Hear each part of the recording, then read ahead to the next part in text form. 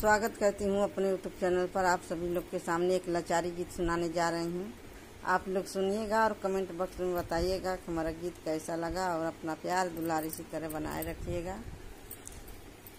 हंस के बोलत है गुजरिया, बलमा छपावाईदा, बलमा छपावाईदा चुनरिया।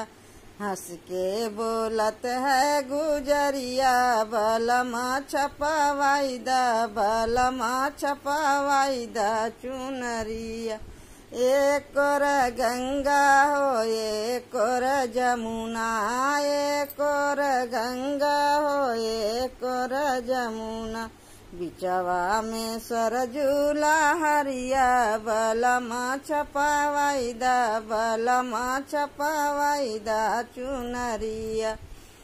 ये बिचवा में सरजूला हरिया, बलमा छपावाईदा, बलमा छपावाईदा चुनरिया। एक और सूरज हो एक और चंदा, एक और सूरज हो एक और चंदा।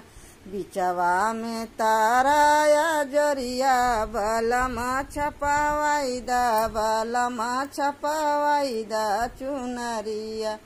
बिचवा में तारा या जोरिया, बलमा छपावाईदा, बलमा छपावाईदा चुनरिया। हंस के बोलत है गुजरिया, बलमा छपावाईदा, बलमा छपावाईदा चुनरिया। हंस के बोलत है गुजरिया, बलमा छपावाईदा, बलमा छपावाईदा चुनरिया। एक और गोकुल हो एक और मथुरा, एक और गोकुल हो एक और मथुरा। बिचवा में अवधा नगरिया, बलमा छपावाईदा, बलमा छपावाईदा चुनरिया। बिचवा में अवधा नगरिया, बलमा छपावाईदा, बलमा छपावाईदा चुनरिया। हंस के बोलत है गुजरिया, बलमा छपावाईदा, बलमा छपावाईदा चुनरिया। एक और ससुर हो एक और सासू, एक और ससुर हो एक और सासू।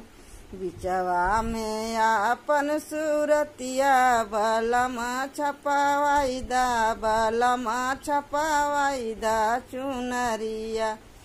बिचवा में अपनी सूरतिया, बलमा छपावाईदा, बलमा छपावाईदा चुनरिया। बोलत है हंस के गुजरिया, बलमा छपावाईदा, बलमा छपावाईदा चुनरिया।